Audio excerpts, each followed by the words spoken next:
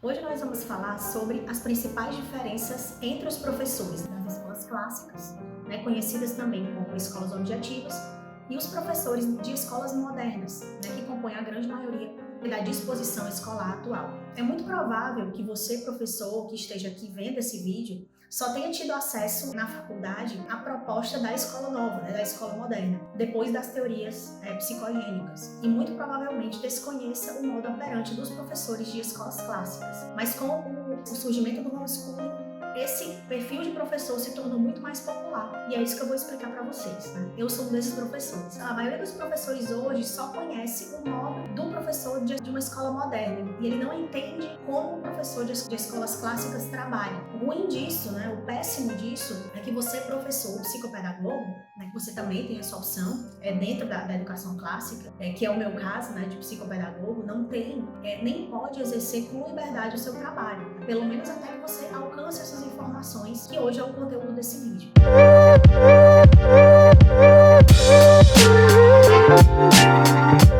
Para quem não me conhece, meu nome é Anne Rocha, eu sou psicopedagoga e ajudo a acelerar a alfabetização de crianças com transtorno de aprendizagem ou que estão atrasadas nesse processo por meio de métodos comprovados dentro do conceito de educação clássica. Voltando ao assunto central, se vocês procurarem na etimologia da palavra liberdade, vocês verão que essa palavra ela tem origem do latim libertas, que significa a condição do indivíduo que possui o direito de fazer escolhas de acordo com a própria vontade. Por que eu estou introduzindo falando de liberdade? Porque só é possível exercer a liberdade se você tiver uma escolha a fazer. E se só foi te apresentada uma opção na faculdade, isso eu posso te afirmar, porque você não tem uma escolha, porque você só foi apresentado ao modo operante da escola nova. Então você, como professor, atua, provavelmente, se você não conhece esse conceito, dentro do perfil de professor que faz parte da escola moderna, porque você só teve acesso a isso. Muitos dos professores que estão dentro da escola moderna, eles acham que exercem a liberdade, que fazem o exercício da profissão com liberdade, mas, na verdade, isso não acontece. Porque a liberdade ela só existe quando há essa possibilidade de escolha. Só quando você tem esse poder de escolher entre uma coisa e outra, você de fato é livre.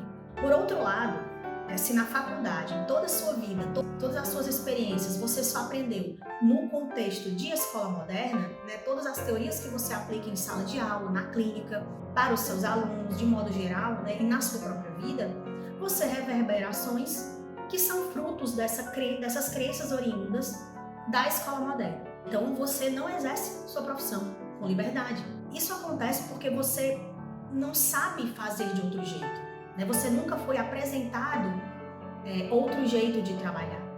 E principalmente para pedagogos cristãos, isso faz muita diferença, porque isso implica em ter que adotar condutas que vão contra a nossa fé. Só que diferente do que alguns poderiam pensar, é sem que você perceba, sem que nós percebamos, nós acabamos executando atividades com as nossas crianças que, se nós soubéssemos da origem delas e por que elas são apresentadas dessa forma, nós não faríamos. Muitas das teorias modernas são crenças perniciosas, mas elas são muito sutis e é por isso que elas são perigosas, a ponto de você não perceber o mal que você está fazendo, ou mesmo os erros que está cometendo dentro de sala de aula com as crianças.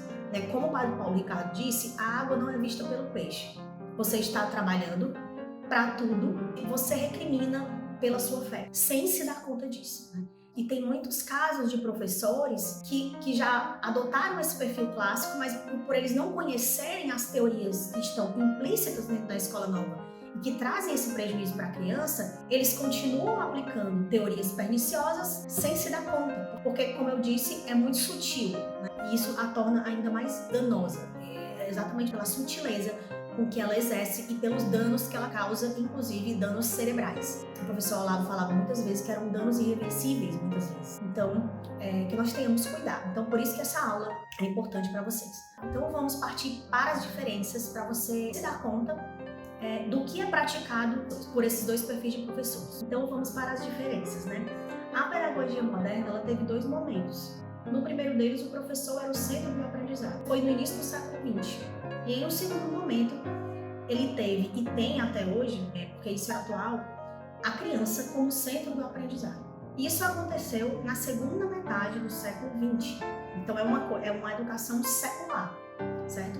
Esses dois momentos nós tivemos como centro do aprendizado o homem, e nós sabemos que o homem é falho. No início do século XX, o professor, que era o centro da sala de aula, e no segundo momento foi e ainda é a criança o centro da sala de aula. Então o pedagogo moderno ele vai validar sempre a percepção da criança e todo o aprendizado é a partir das experiências dela. A criança, em outras palavras, é o determinador dos objetivos, o que ela quer, o que ela sente, o que ela pensa, que norteiam a sala de aula, e essas coisas dirigem as condutas dos profissionais. O conhecimento nesse contexto moderno é resultado das experiências pessoais e sociais, né? E nós chamamos isso de construtivismo. As percepções da criança que importam, né, para esse perfil de professor. Só que isso nem sempre foi dessa forma, né? Essas percepções que o professor tem hoje é uma percepção secular da educação. Mas antes do século XX não acontecia desse jeito. Antes disso não era o homem o centro, nem o professor e nem a criança, mas o conhecimento era o centro da aprendizagem. Esse conhecimento era um fim a ser alcançado, era algo mais importante, era o centro de tudo. Todos dentro de sala estavam voltados, tanto o aluno ou o professor, para o conhecimento, esse contexto pedagógico clássico. Então, para esse segundo perfil de professor, o que vale para alcançar esse conhecimento é a realidade, que não pode ser negada, pois é essa realidade que nós temos os meios para alcançar esse conhecimento. Diz que todo o centro da educação clássica está baseado na verdade, na busca da verdade. Esse perfil de professor, ele conduz a sala de aula de forma diferente do primeiro que nós falamos. Enquanto o primeiro valida todas as percepções da realidade, segundo a individualidade de cada um, o segundo perfil de professor está totalmente voltado para buscar a verdade, né, que aprofundando-se, meditando-se sobre ela, se chega em um determinado momento ao conhecimento. Então, a conduta desse segundo perfil de profissional ocorre a partir de 3 pilares, que são o bom, o belo e o verdadeiro. Esses 3 pilares são a base da educação clássica, e os 3 são, dentro desse contexto, uma coisa só. Em outras palavras, tudo que é bom necessariamente é belo e verdadeiro. Tudo que é verdadeiro é necessariamente bom e belo. E tudo que é bom, verdadeiramente bom, também será necessariamente belo e verdadeiro. Então são uma coisa só, bom, belo e verdadeiro. O contrário também se dá, por exemplo, o que é feio não pode ser bom nem verdadeiro, né? Então eu não estou falando de beleza aparente, não é isso, mas da beleza verdadeira. A beleza não é relativa, assim como a verdade não é relativa, né? E não é questão também de opinião. Mas para ficar mais claro, né, como esses dois perfis de professor atuam, como eles dois trabalham, né, de formas distintas, eu vou fazer um paralelo de como se dá nesse primeiro aspecto dentro de sala de aula. Então, assim, as crianças hoje, desde a mais tenra idade, elas são ensinadas sobre questões sociais. Por exemplo, ecologismo, né, é um dos temas que abordam, né, proteção da natureza, essa coisa de ecologismo dentro de sala de aula, entre outras coisas, né? Eu não vou colocar tudo aqui, mas eu vou abordar esse tema especialmente para explicar, para ficar mais claro como isso funciona. Aqui eu não vou entrar no quesito se é bom ou se é ruim, mas por mais que seja evidente depois do que eu falei, vocês mesmos chegarão a essa conclusão. Essas questões são discussões, né, puramente ideológicas, ou seja, elas são convicções pessoais. Se você procurar o que significa a palavra ideologia, você vai ver que são convicções pessoais de alguém ou de algum grupo, né, ou instituições que divergem opiniões e levanta uma questão social, né, e opinião pública. Então não é conceito, não é lei, né, como a lei da física. Então, por esse aspecto, isso é excluído quando nós falamos de educação clássica. Não se trata de um conhecimento a ser atingido em si, e sim uma ideologia. Então isso é descartado como sendo algo não importante. Já o professor, o pedagogo da escola nova, ele pode abordar tranquilamente esses aspectos dentro de sala de aula e não vê problema nenhum nisso.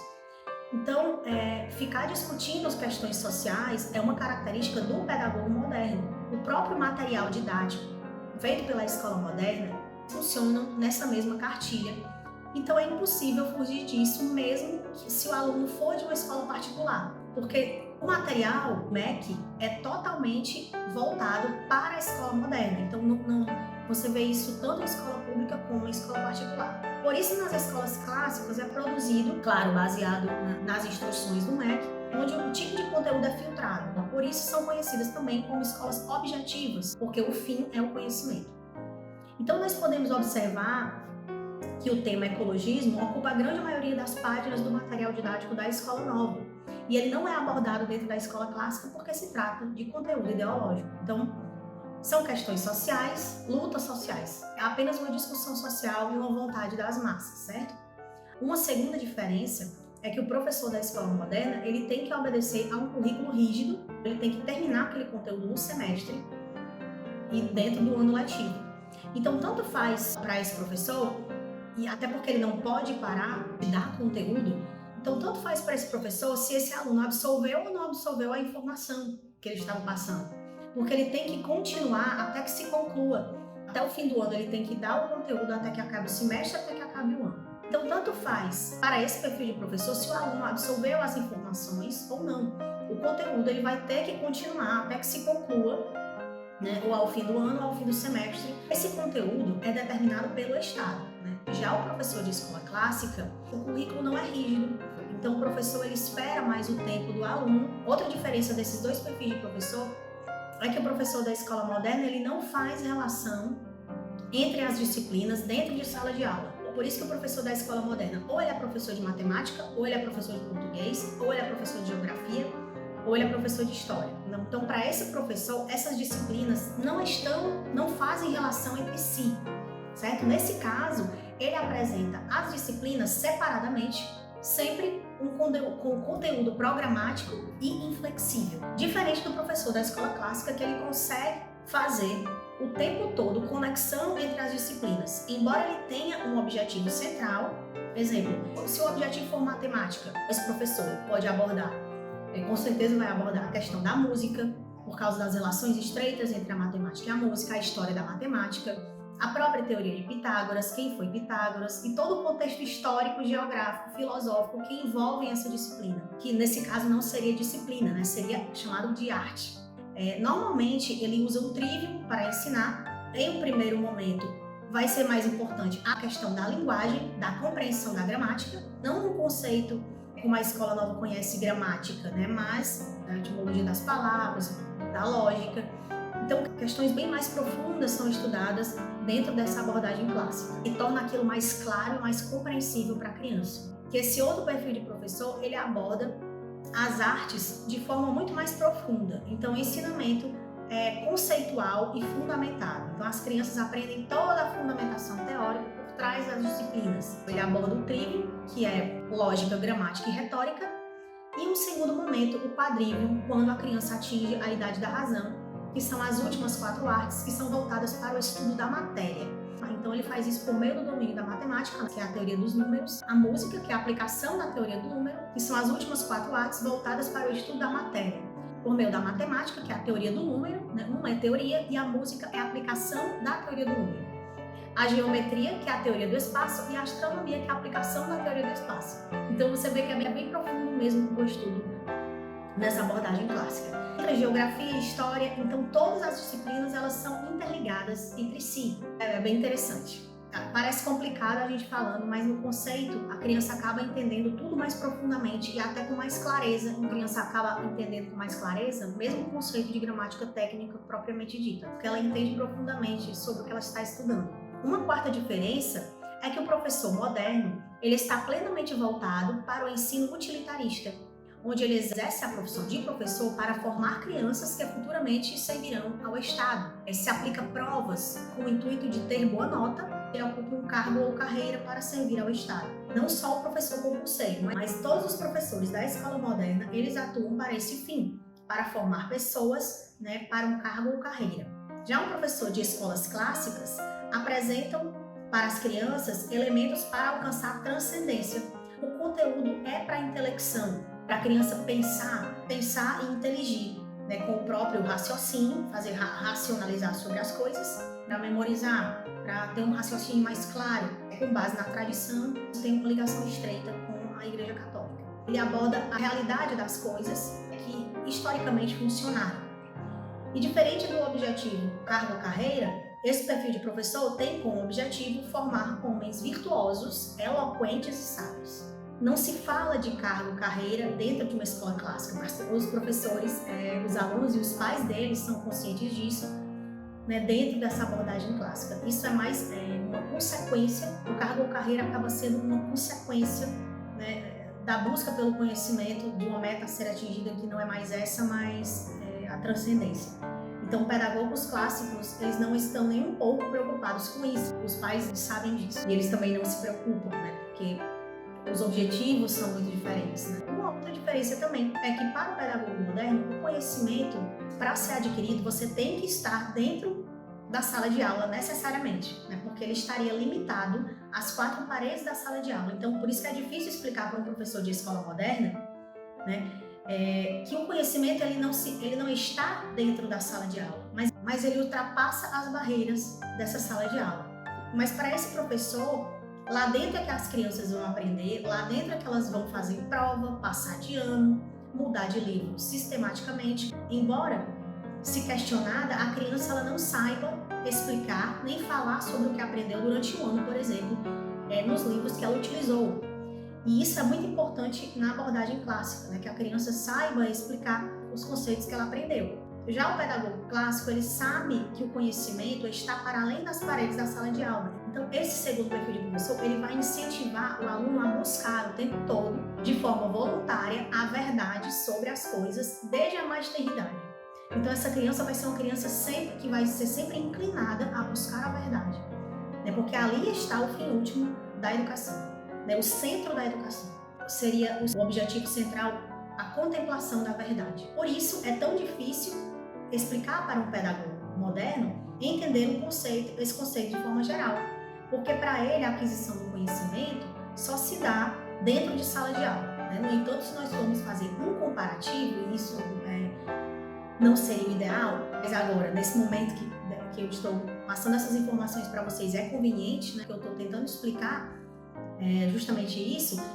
Se você pegar 2 crianças da mesma idade que estiverem sendo ensinadas por esses 2 modos, por esses 2 perfis de professor, né, seja no homeschooling ou escolas objetivas, e comparar com crianças da mesma idade de escolas modernas, vocês vão constatar que a criança que teve acesso à educação clássica é visivelmente mais inteligente, não como velocidade de resposta, como a escola moderna considera, mas como armazenamento de informações verdadeiras, memória do que é verdadeiro, intelecção, virtude, tudo isso, ela é mais inteligente do que uma criança da mesma idade que está dentro da escola nova. Para você fazer um teste, você pode aplicar uma prova, né? Isso pode ser metrificado, inclusive, porque além de resolver a prova, crianças que elas são submetidas à educação clássica, ela vai teorizar sobre o que ela está executando. Ela não só sabe executar, mas como ela sabe teorizar sobre aquilo. E é uma habilidade que só se dá por meio desse tipo de ensino, né? Que o professor acaba sendo um mestre realmente das artes que ele apresenta. Então é isso, gente. Eu espero que tenha ficado claro as diferenças entre esses 2 perfis de professores. E agora sim, você tem a liberdade de escolher, né? Porque você sabe os 2 jeitos, né? E como cada um desses perfis de professor funciona.